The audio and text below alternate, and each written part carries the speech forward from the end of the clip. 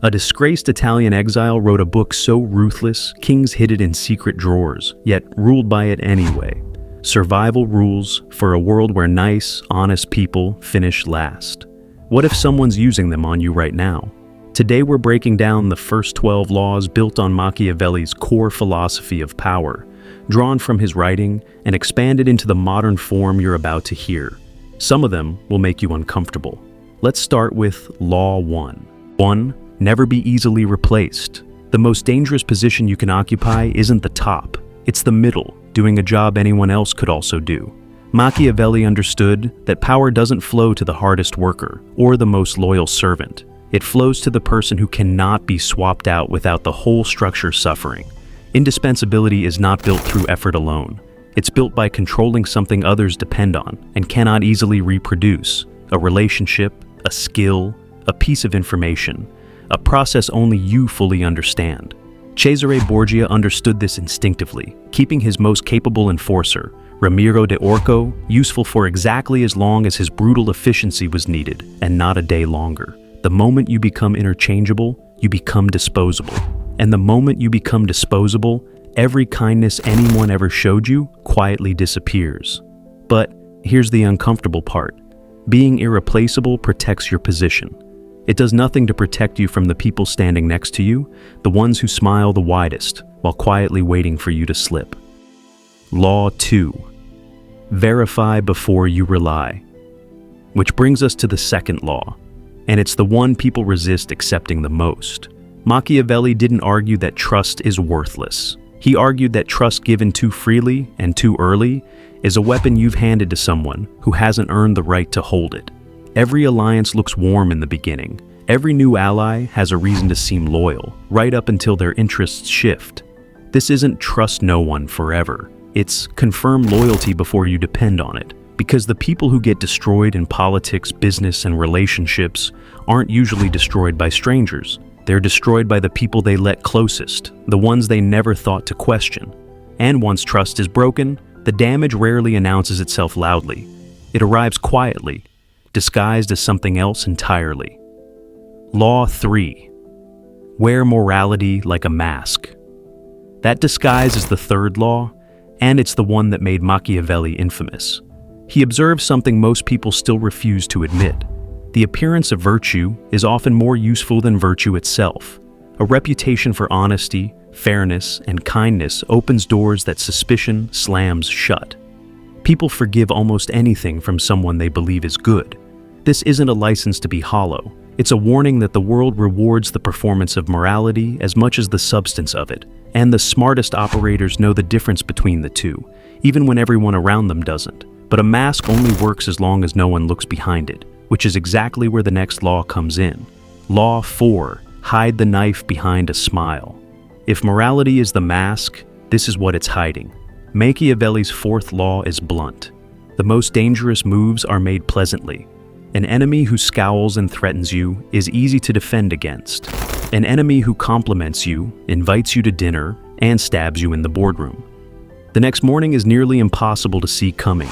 Warmth lowers your guard. That's precisely why it's the preferred weapon of anyone playing the long game. The people who hurt you worst in politics and business rarely look like villains beforehand. They look like friends, right up until they don't need to anymore. Which raises an obvious question.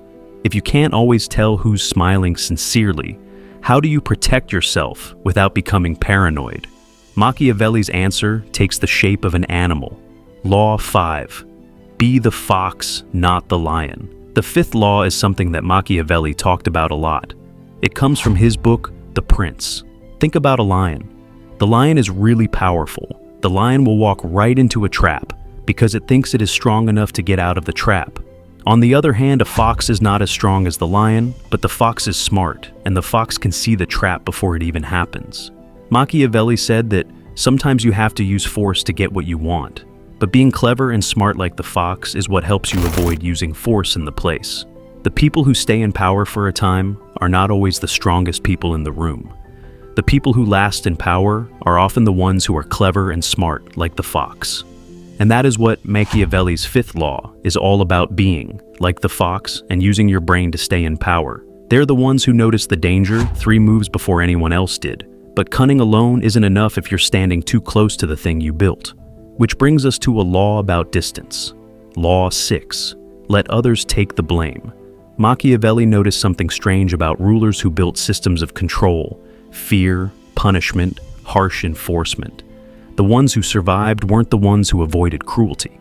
They were the ones who used it, then separated themselves from it once it had done its job. Let someone else carry the blame for the harsh decision. Let someone else be remembered as the enforcer. This is the same trick Machiavelli described with Cesare Borgia, who let his own enforcer take the fall publicly the moment the cruelty had served its purpose, walking away from the violence looking almost merciful by comparison. You take the benefit of order without absorbing the resentment that order creates. Timing that kind of move perfectly, though, requires something most people never master. Law 7. Master the clock or be destroyed by it. The 7th law is about timing, and Machiavelli treated timing as almost more important than the action itself. The right move at the wrong moment fails. The wrong move at the right moment sometimes succeeds anyway. Fortune, he argued, favors people who act decisively when the window is open, and punishes people who hesitate until it closes. This isn't about rushing. It's about recognizing that opportunities have a shelf life, and the people who win are rarely smarter than everyone else. They're just faster to move once the moment actually arrives. But timing means nothing if you're aiming blind, and hitting the right moment depends entirely on reading people better than they read themselves. Law 8. Know everyone's weakness and hide your own.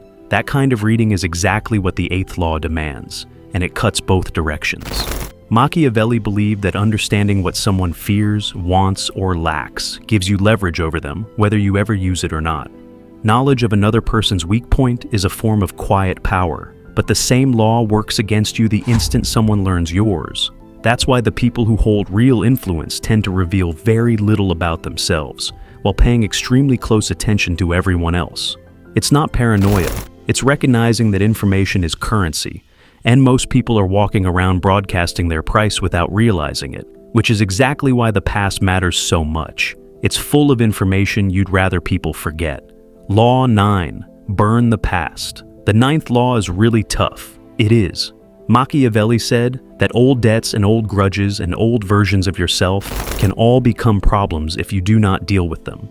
A ruler who is too soft about how things used to be, who still feels like they owe people from a time ago, can get pulled backward by things that do not matter now. This does not mean you should be mean to people and cut them off. It is not okay to hurt everyone you used to care about. It means you should not let what happened before decide what you do now when things are different. If you keep hurting people, they will not be loyal to you. That is what you need for this to work. The people who get stuck are usually the ones who are still thinking about how things used to be, not how they're now. Of course, letting go of the past is easiest when someone else volunteers to carry the weight of it for you.